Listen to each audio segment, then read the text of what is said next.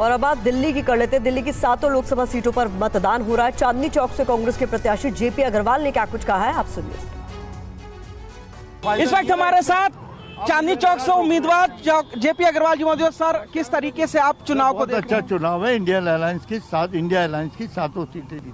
आप पहले भी 3 बार सांसद रहे हैं, लेकिन पिछली 2 बार से बीजेपी यहाँ पर रही है। किस तरीके से झूठ बोल के रही है। उन्होंने कहा 15 करोड़ रोजगार देंगे। पूछो उनसे कहाँ है वो रोजगार।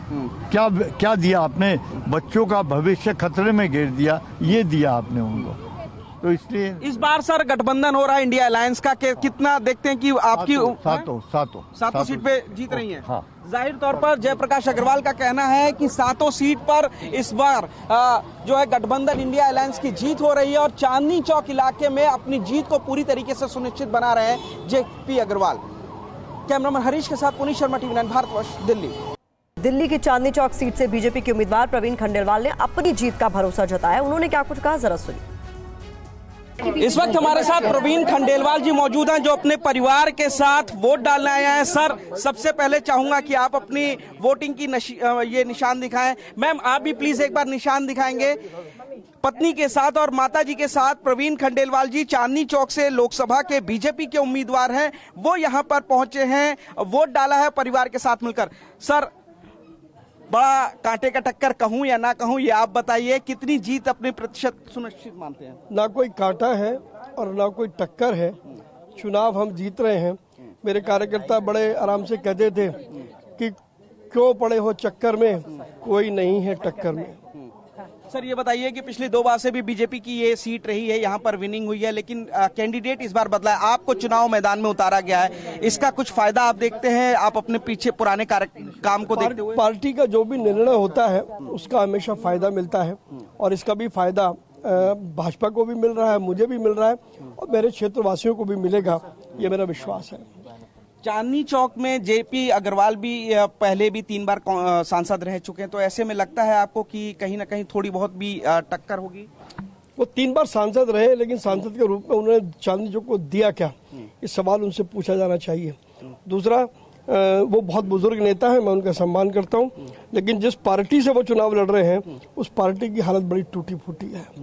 130 साल पुरानी पार्टी, 10 साल पुरानी पार्टी, जिसके नेता अरविंद केजरीवाल ने पानी पी पी करके गाली दी थी, जो ऑन रिकॉर्ड है। और कांग्रेस की मजबूरी देखें कि उसी पार्टी की बी टीम बनकर के वो चुनाव लड़ रहे हैं।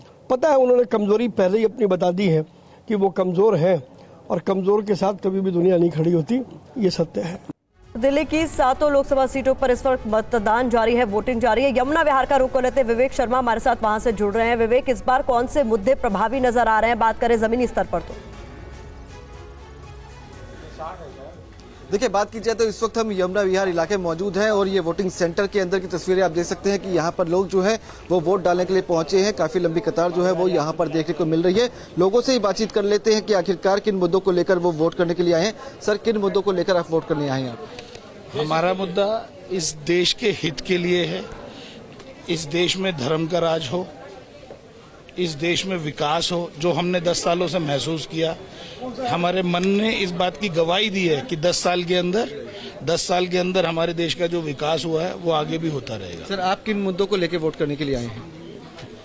देश हित में वोट करने आए हैं। हाँ। आप किन मुद्दों को लेकर वोट करने आए हैं सर? देश के विकास, देश की सुरक्षा, फाइनेंशियली इंडिया जो है एक पावर बने, नंबर 2 पे नंबर 3 पे पहुंचे, और ये हमारे मुद्दे हैं। सड़क, हॉस्पिटल, शिक्षा, इकोनॉमिक विकास, इन यही मुद्दे हैं हमारे। आपसे पूछूंगा सर, किन मुद्दों को लेकर आप यहाँ पर वोट करने के लिए आए? देश हित के लिए।